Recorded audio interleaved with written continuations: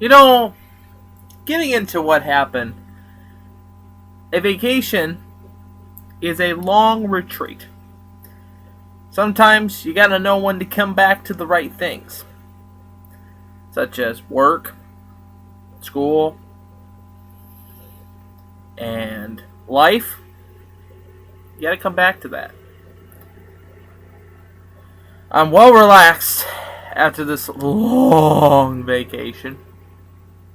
Because, we were planning to do this show after the All-Star break. We were going to start it right after the All-Star break. That didn't happen. But I'm well relaxed and ready to go. It's time to listen. And it's time to learn. And it's time for my show, All Andy Alfred. I love you guys! And the first time I said that in a long time. And welcome in to this special, this summer sizzling edition on this Monday, the 28th of July, 2014. This is All Andy Alfred right here on your exclusive home for me, Clay Fan 2-3. I am your host, Andy Alfred, welcoming you into the Man Cave Studios, welcoming you into this summer edition of All Andy Alfred, and it's going to be a good one. Of course, if you've noticed, we've added two new things to the thing. We have to put the Indian logo on there because we're in Ohio now. Doesn't mean it's the Indians. And of course, we also have the 1997 All-Star Game pennant in there from Jacobs Field as well too. We did some archive searching and digging around in the closet of Studio 71, and we found a couple things. We also found something that we'll be putting up here in the next couple weeks, and it's kind of special. Meaning, my grandmother, if you haven't followed the show, my grandmother passed away a few years ago. She had a plaque of the 1968 Detroit Tiger team. We thought it was a team plaque, but it wasn't a team plaque. It was made by Stroh's Beer, and we're going to put this up in the Man Cave. This is the 1968 World Champion Detroit Tigers. Go Tigers, go! We're going to put this up in the Man Cave, and we'll have a nice spot for it, and we'll show it to you guys when we put it up in the studio, of course. But we got a lot to get into. We have a lot to talk about. We're going to be going for the full half hour today, maybe even more. We never know when you come with All Andy Alfred on this show. So let's get right into it, okay? And let's talk about what happened this past weekend on the diamond. First of all, with the Tigers.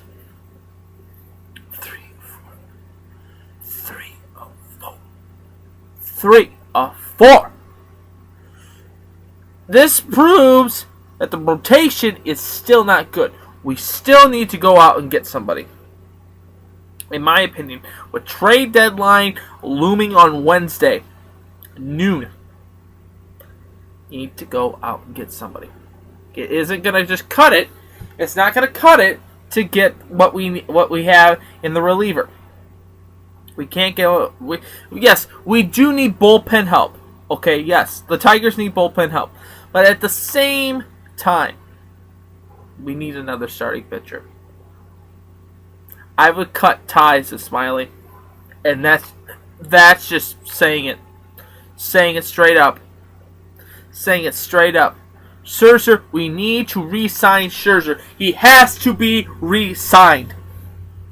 I'm getting sick and tired of it. And how the performance he had in the All-Star game, it was shut down performance for Scherzer. And I'll get to the All-Star game in a little bit. My reaction to that. But of course, the Tigers continued, and they continued a West Coast trip as they went on to take on the Angels of Anaheim. Mike Trout and Albert Pujols and Josh Hamilton. Friday, the Tigers were a loser 2-1. Smiley gets the loss. He goes to 6-9 with a 3.77 ERA. Morgan gets the win for the Angels. He's now 3-3 with a 2.61 ERA. Houston Street gets his 26th save of the season. Miguel Cabrera. Now this guy, oh my God, he can hit the cover off the baseball. Here's the biggest thing. I'll get to it till I get to the All-Star game. So, and then Saturday, 4-0 blanked. We got blanked 4-0. The offense couldn't cut it. You have got to be kidding me. Verlander is stinking, and this is horrible. This is a terrible time to stink. 9-9 with a 4.79 ERA. Shoemaker gets the win for the Angels as they win 4-0. He goes to 8-3 with a 4.13 ERA. Navarro homered for the Angels. And then yesterday, Chamberlain. Oh my God! You have got to be kidding me. The struggles as of late. 2-1 losers. Chamberlain gets the loss. 1-4. 2.70 ERA. Smith gets the win. He goes to 4-0 with a 2.08 ERA. Street, his 27th save of the season. Freeze, his sixth home run of the season as the Tigers lose 3 of 4 in LA, in La La Land. You have got to be kidding me. But it doesn't matter because of what happened in Kansas City. Because the Indians and the Royals were playing each other. Kansas City are 2-3. No matter what happens, the Tigers are still in first place. And looking at the weekend for the Cleveland Indians, they had a decent weekend, getting the win on Sunday, but Friday losing 6-4. Carrasco getting the loss. He goes to 3-4 with a 3.62 ERA. Herrera gets one. Now goes to 2-2 with a 2-2 with a 1.88 ERA. Crow gets the save for Kansas City. Perez and Moustakas homered. Moustakas is 13th. Carlos Santana, 2 home runs in the game. 2 dingers in the game. And then on Saturday, the Indians were losers 7-5. Guthrie gets the win. He goes down to 6-9 with a 4.70 ERA. Zach McAllister gets the loss. He goes to 3-6 with a 5.65 ERA. Holland gets the save, his 27th of the season, as Billy Butler, the killer swing he puts on that one, his 5th of the season. Carlos Santana, his 18th of the season.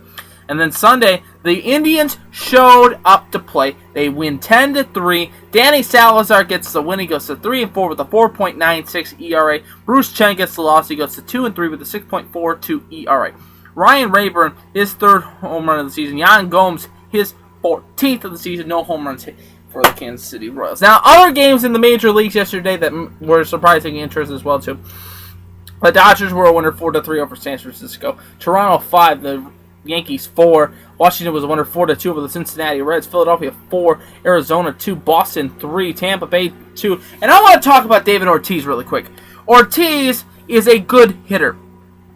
He's a solid hitter. He will be a first ballot Hall of Famer, in my opinion. In my opinion. But don't do not flaunt. Do not flaunt. Do not flaunt! Especially when you're on the road. Sure, the nation travels, but you still respect the game. You respect that home team. You don't flaunt. The White Sox were a loser to the Minnesota Twins, 4-3. Minnesota, the Twins getting a big win, getting their 47th win of the season. The Miami Marlins were a winner, 4-2 over the Houston Astros.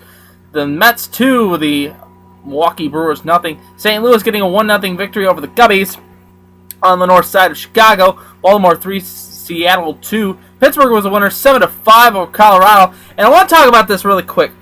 If you haven't seen this yet, on Saturday, Troy Tulowitzki was his jersey giveaway. His jersey giveaway for the evening.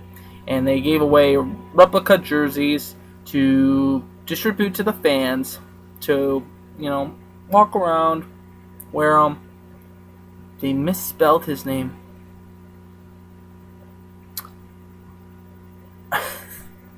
They misspelled his name. You have got to be kidding me. Someone's got to get fired over that. No doubt. No doubt. If that happened at 4:06, you bet somebody's going to get their ass fired. Their butt will be reamed. But a lot of people were collecting the jerseys and leaving and putting them. They're putting them up on eBay. Oh my God, it's hilarious. It's hilarious. Atlanta was a winner 8-3 over the San Diego Padres. Oakland 9, Texas 3. And those are the games on Sunday. And let's look at the AL Central standings going into today's play. Both the Tigers and the Indians are off. Kansas City is off as well, too. Detroit is 57-45, 4-6 in their last 10. The differential is a plus 43 for the Detroit Tigers. Kansas City is 53-51, 5 games out. They're a -1 in the difference, 5-5 in their last 10. Cleveland is 52-53, 1 game under 500, 6.5 out, 4-6 in their last 10. They're a plus 6. The Chicago White Sox are 51-55, 8 games out, 6-4 in their last 10. Their differential is a -17. And then you have the Twins, who are 47-57, 11 games out, 3-7 in the last 10. The differential is -42. And I looked at this up as well too. The potential for the playoffs, to get into the playoffs, the Tigers are at 76% possibility of getting into the playoffs. So that's a great sign for them. Kansas City at 21%. Cleveland at 21%. The White Sox are at 6%. That tells you, Williams, you need to start selling.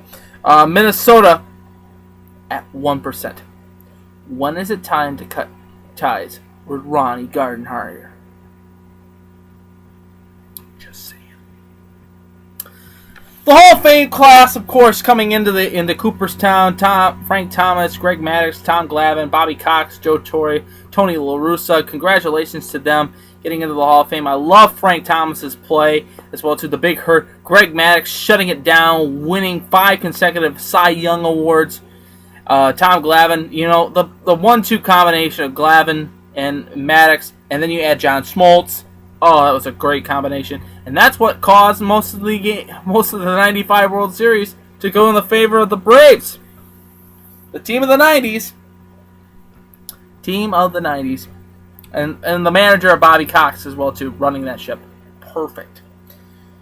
So let's get into the All-Star game really quick. Okay, now a lot of people have been facing their opinion about the All-Star game. Since I haven't been on the air with you since the All-Star game, the American League wins.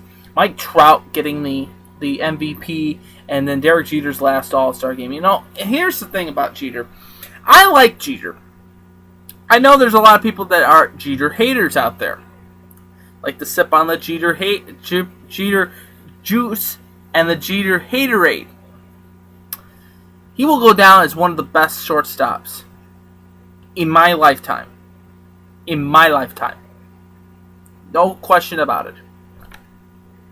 Seeing him going from AAA Columbus to the pros to making a name for himself, getting those championships with the Yankees,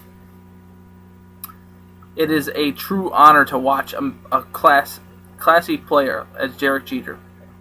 But I still think that they should have gave him the MVP nod in Minnesota. I still think they should have given him some sort of way celebration. 5th, when they took him out in the 5th inning, that was expected. The standing ovation, and then they instead of paying attention to the field, they were paying attention in the dugout. Too much, but here's the thing: it's too much attention on him. It's too much attention on him for the All-Star game. We had the same thing for Mariano. We have the same thing now this year with Jeter. And nobody's talking about Paul Konerko. One of the good first basemen in this decade. Nobody's talking about Paulie. And you White Sox fans, I know, are upset by that. Nobody.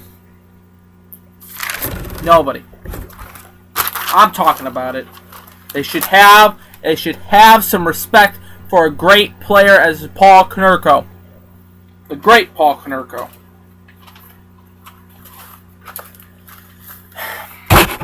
From one disaster, the All-Star game. And by the way, the Home Run Derby, they need to jazz it up a bit. I sat down and watched the Home Run Derby. The hour delay, that caught me up on wrestling for an hour. It was after a pay-per-view. Perfect. Caught what I needed to see in the wrestling. 9 o'clock came. The Home Run Derby began. Perfect timing.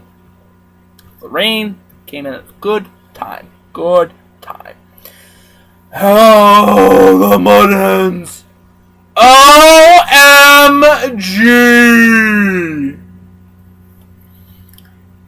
It's a good thing. It's a good thing. First of all, before I begin, congratulations to Mike Hessman. Breaking the record, getting over the win, getting over all the hump to get to the record, be the best International League home run record. He is the Crash Davis of the IL. He is the Crash Davis of the International League, in my opinion. And it's agreed upon by everybody. But the Mud Hens on Friday beat Durham 5-3. Robbie Ray gets the win. He goes to 6-4 with a 3.60 ERA. Montgomery gets the loss for Durham. He is now 9-3 with a 3.77 ERA. And Durham is in first place in the South. They're a solid, good team. They're going to be in the playoffs. And we beat them 5-3. Willem gets the save, his 18th of the season. Collins and Gez. Collins the 16th. Gez his 13th home runs of the season. Moore and Belmore for Durham. Moore his 6th. Belmore his 8th of the season. Then Saturday, the Mud Hens getting a win 5-0 over the Durham Bulls. Hessman getting his 20th home run of the season. Continuing to punish that record by Ali Carnegie. Polishing it up a little bit more. Belfour gets the win. He gets 3-5 with a 3.16 ERA. Romero gets the loss for Durham. He's now 4-11. 5.29 ERA. No home runs hit for Durham. Hessman, his 20th of the season for Toledo. And then yesterday, having the opportunity to come back and to win. To come back and win.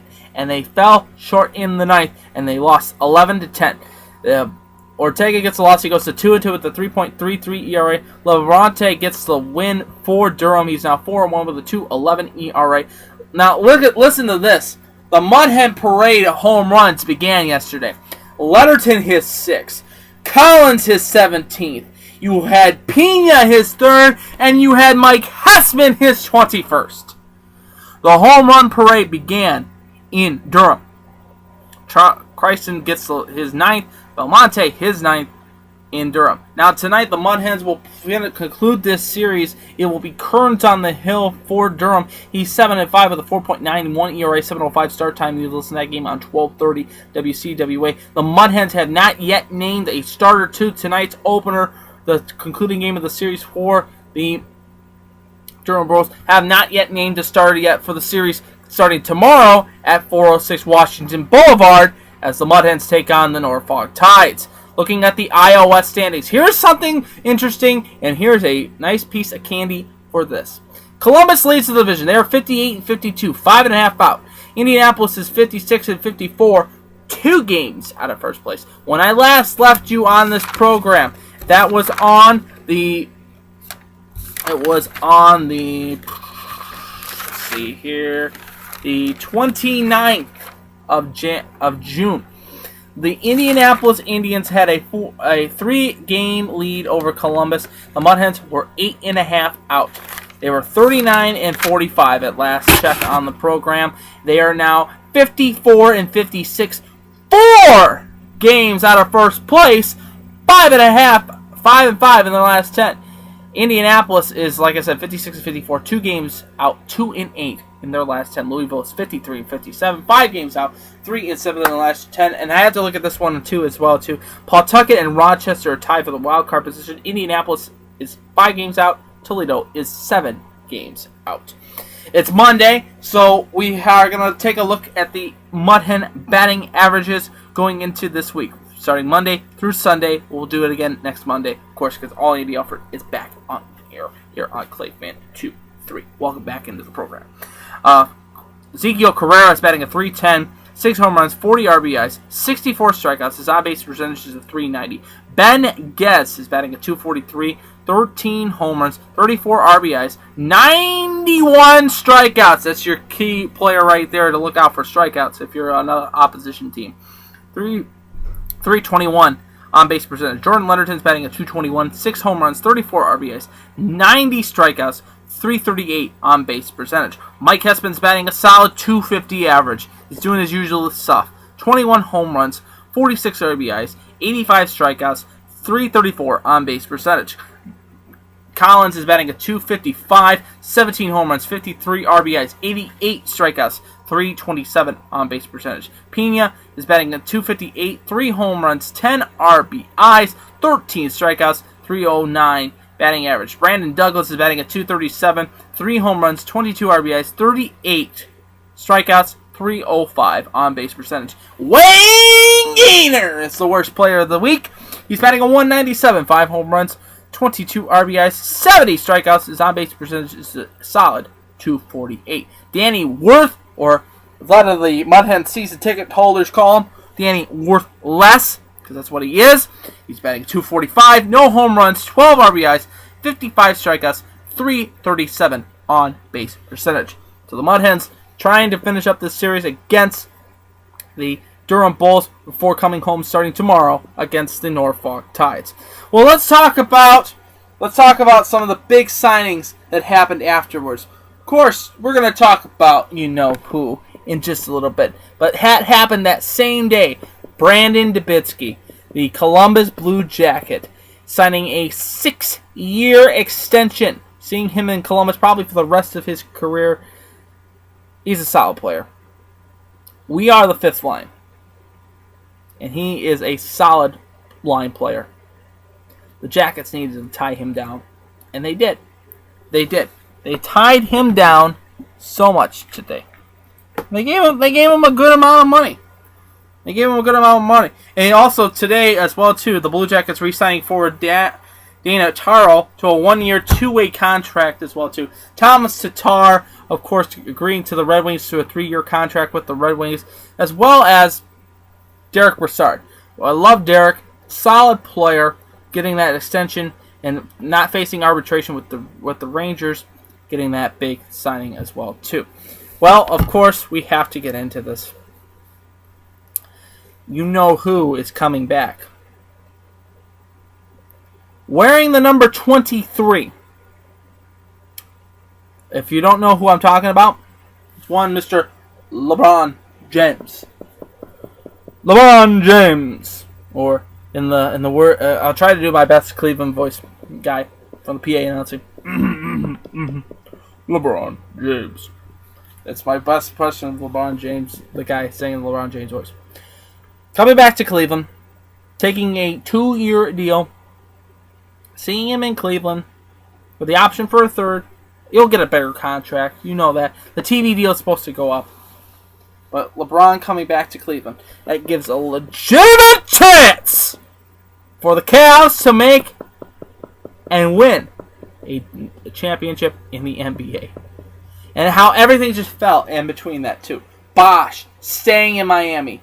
You have Wade still in Miami. You have Carmelo still with the Knicks. We're still waiting for Kevin Love. I think, and I agree with this, if the Cavs give up Wiggins, their first overall pick, if they give him up, it will be a loss for the Cavs. It will be worthless.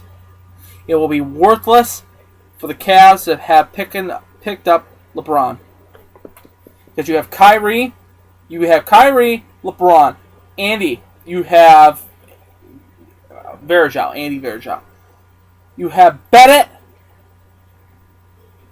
and you put Wiggins out there. Oh my God! Young talent, and then having a leader in LeBron, who's still young. You get Kevin Love, and you do some moving around. I think you get rid of Bennett. If you get rid of Bennett, you put Love in the Bennett position. And there's your big three: Kyrie, LBJ, and K Love.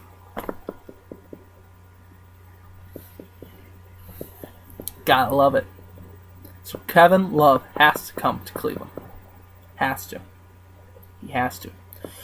Well, the World Cup, of course, too. We were talking about that last time we were on the air. And the favorite of Germany getting a big victory. The host country finishing in 4th. The Netherlands finishing 3rd. My Argentinians finishing 2nd. Left a sour taste, but you gotta get over it. But now Lionel Messi is now facing tax evasion charges in his home country of Argentina. Isn't that surprising? That, after all this hype and everything like that, balls broke.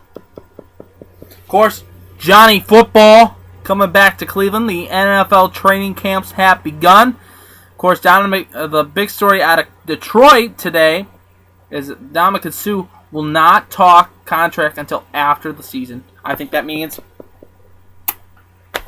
310 pounds are going to be gone at the end of the season. Well, let me stomp it out for you. Like he did with that Green Bay Packer. Just ridiculous. Ray Rice, the whole Ray Rice situation. I think Stephen A. Smith is digging himself a hole. He's gotta go. After what he did on ESPN and saying those comments, he dug himself in a hole. He dug himself in a hole, my friends. Of course, we gotta talk about the Tour de France that happened this past weekend. Nibali from Italy, getting the win for the yellow jersey and winning the Tour de France.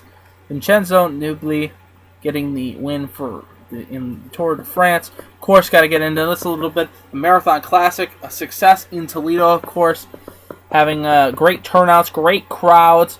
From Judd Nelson telling us that it was a great turnout, so congratulations to that. And I want to get into this. It's my last bit before we close up shop here. This past weekend, Friday and Saturday, we saw something that we haven't seen in a long time, my friends. We seen 2 fights in the PCL, in AA and in AAA. We'll get to AA first for Friday. It was the Suns. That was a brutal fight.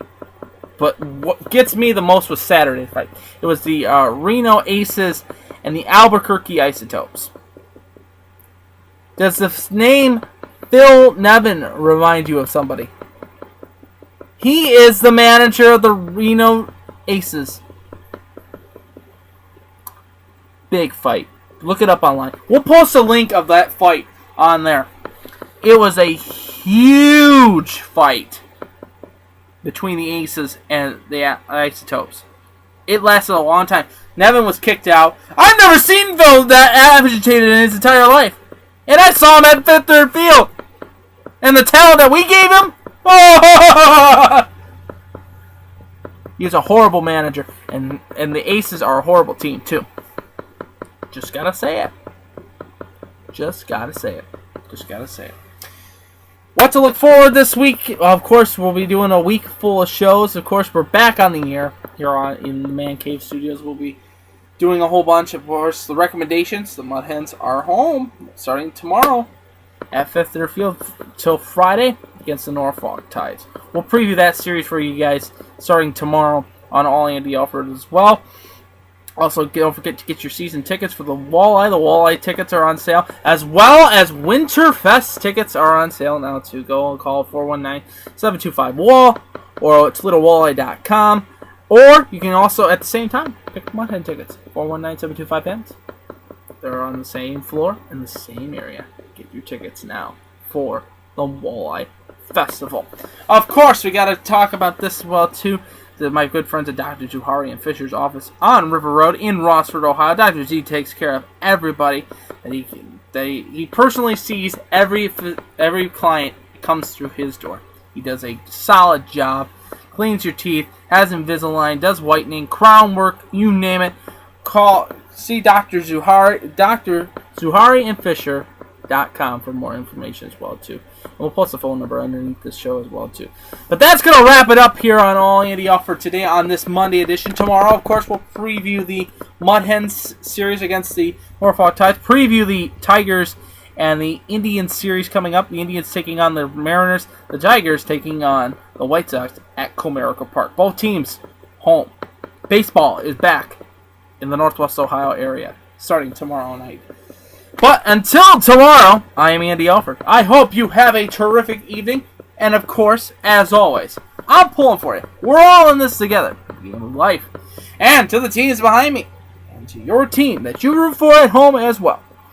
Victory is sweetest when you have tasted defeat. Have a great evening, everybody. I will see you tomorrow for another edition of All Andy Alfred.